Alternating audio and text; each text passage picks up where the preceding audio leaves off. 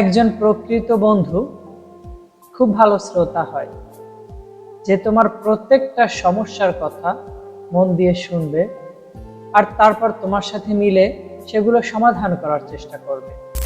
যে তোমার উপর রাগ করবে, তোমাকে বকবে, তোমার উপর অভিমান করবে, কিন্তু কখনো কারোর সামনে তোমাকে ছোট করবে না।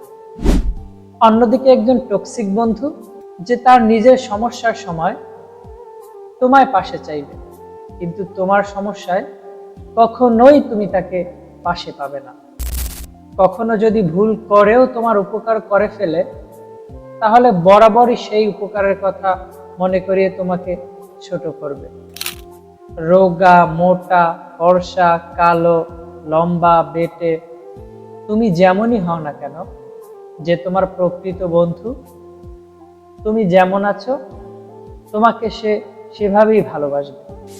তোমার যদি কোনো দুর্বলতা থাকে, মানে কোনো বদ অভ্যাস থাকে, সেটা তোমাকে ঠিক করে দেওয়ার চেষ্টা করবে, কিন্তু কখনোই তোমার আড়ালে সেই দুর্বলতা নিয়ে অন্যদের সাথে আলোচনা করবে না।